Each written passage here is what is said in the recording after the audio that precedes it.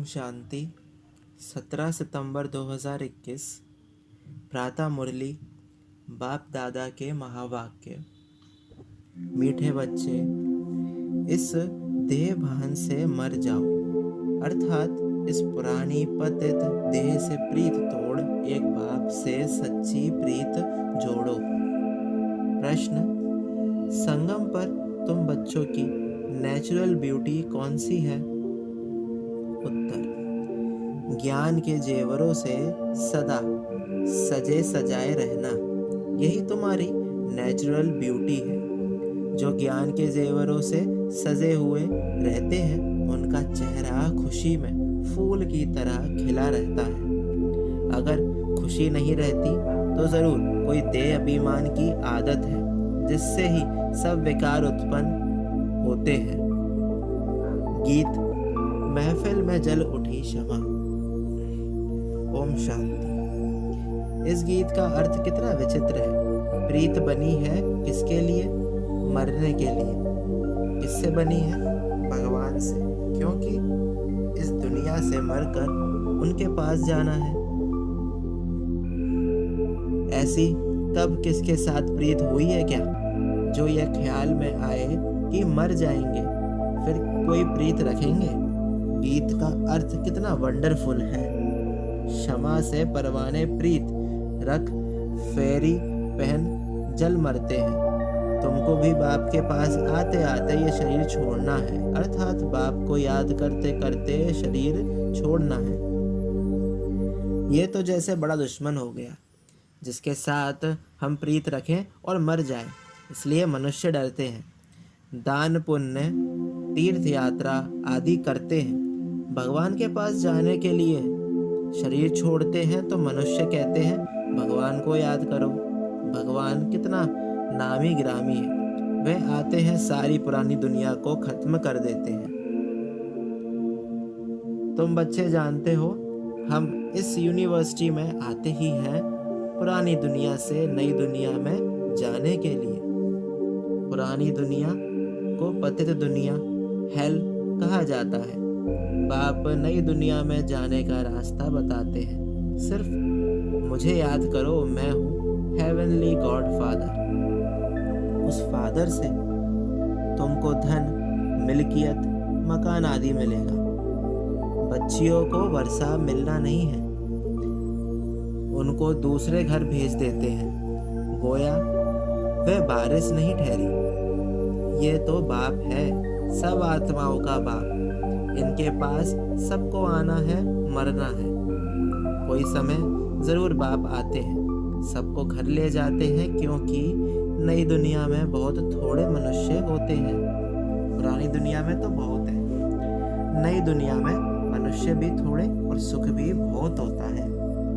पुरानी दुनिया में मनुष्य बहुत है तो दुख भी बहुत है, इसलिए पुकारते रहते हैं। बापू गांधी, जिसको भारत का पिता समझते थे, वह भी कहते थे, हे पतित पावन आओ। सिर्फ उनको जानते नहीं थे, समझते भी हैं। पतित पावन परम पिता परमात्मा है, वही वर्ल्ड का लिबरेटर है।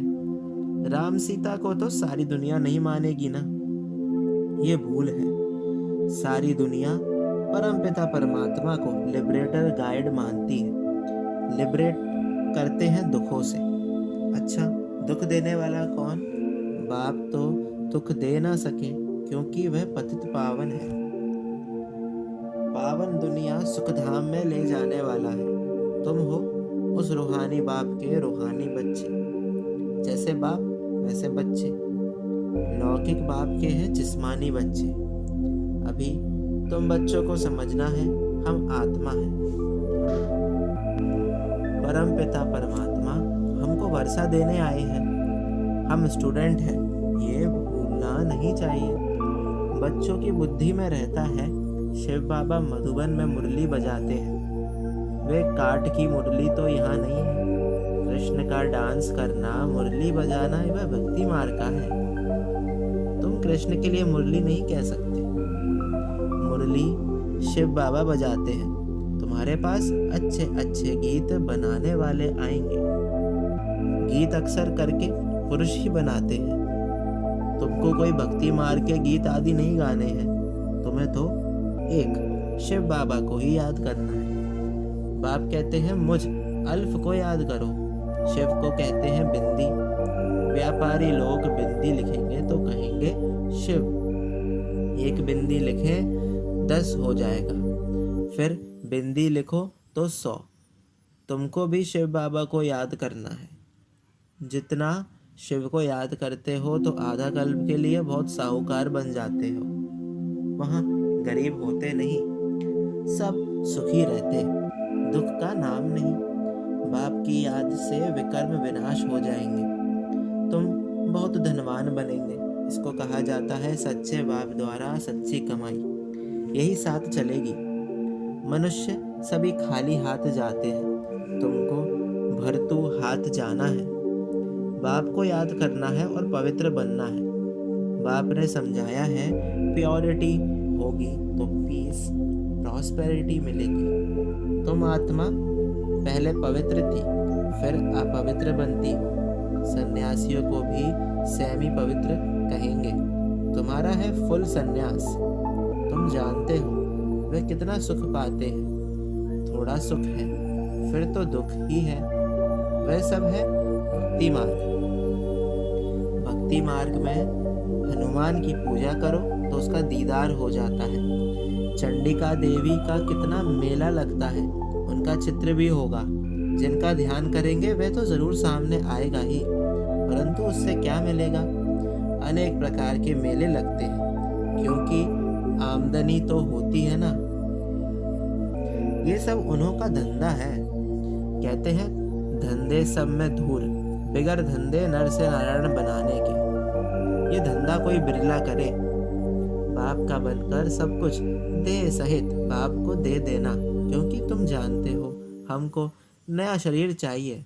बाप कहते हैं तुम कृष्णपुरी जा सकते हो, परंतु जब आत्मा तमो प्रधान से सतो प्रधान बने।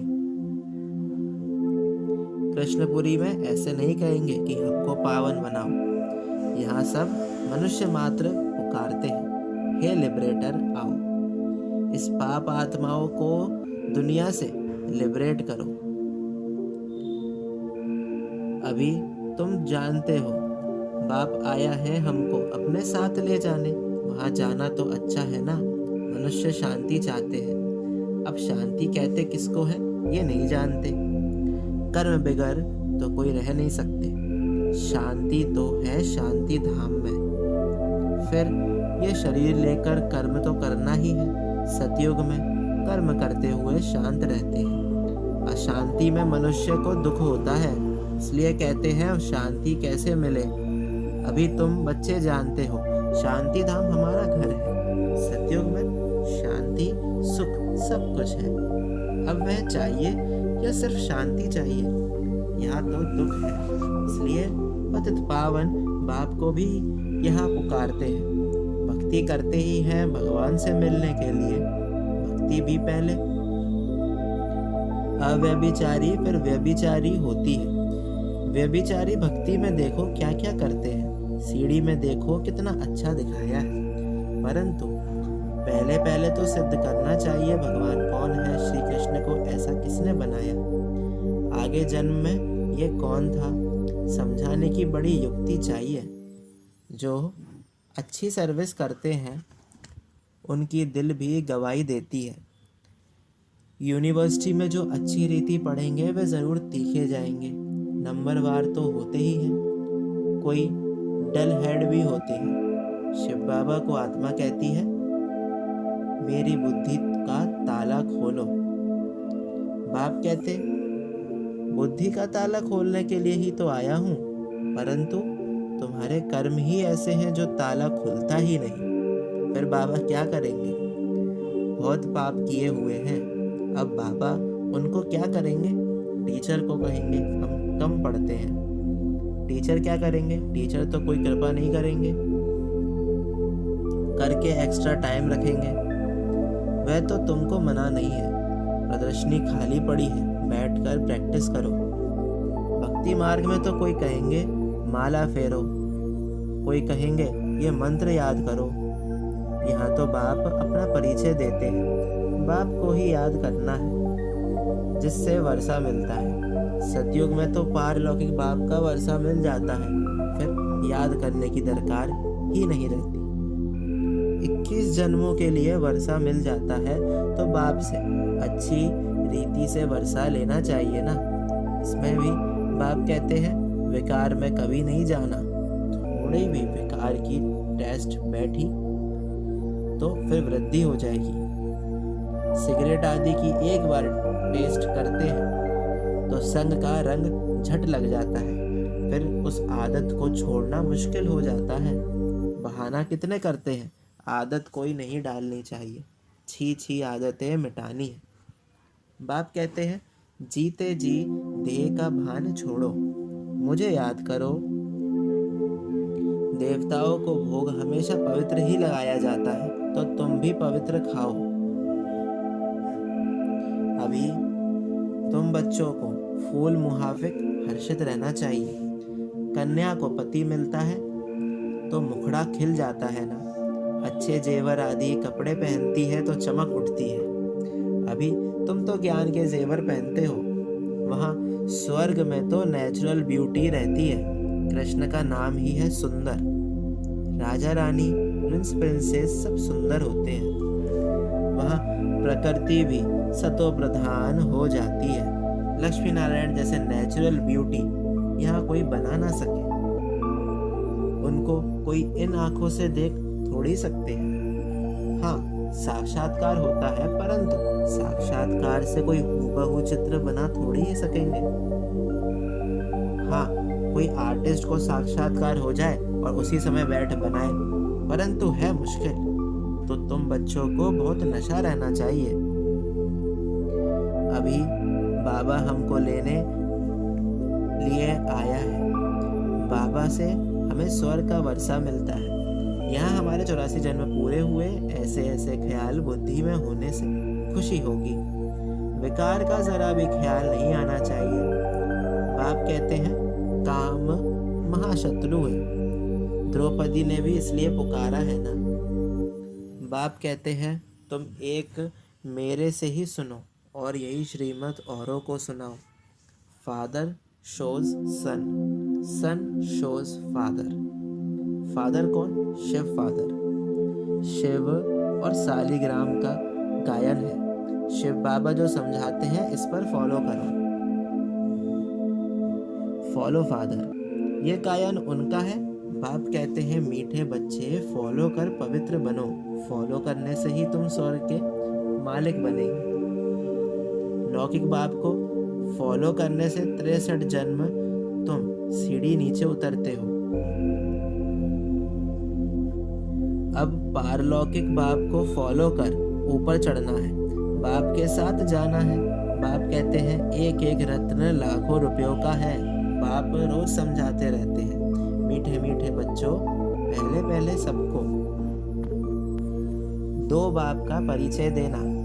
लौकिक बाप वर्षा देते हैं पतित बनने का, पारलौकिक बाप वर्षा देते हैं पावन बनने का। कितना फर्क है। अब पारलौकिक बाप कहते हैं पावन बनो। विकार में जाने वाले को पतित कहा जाता है। तुम्हारी मिशन है पतितों को पावन बनाने का रास्ता बताने वाली। पारलौकिक बाप भी अभी कहते हैं पावन बनो, जबकि विनाश सामने खड़ा है। तो अब क्या करना चाहिए? जरूर पारलौकिक बाप की मत पर चलना चाहिए ना। प्रदर्शनी में ये भी प्रतिज्ञा लिखानी चाहिए। पारलौकिक बाप को फॉलो करेंगे, पतित बनना छोड़ेंगे। लिखो, बाप ही गारंटी लेते हैं, तुम भी गारंटी ले सकते हो। तुम पतित बनते ही क्यों हो जो फिर पुकारते हो हे पतित पावन आओ। सारी बात ही है प्योरिटी पर। तुम बच्चों को दिन प्रतिदिन खुशी रहनी चाहिए। हमको बाप स्वर्ग का वर्षा दे रहे हैं।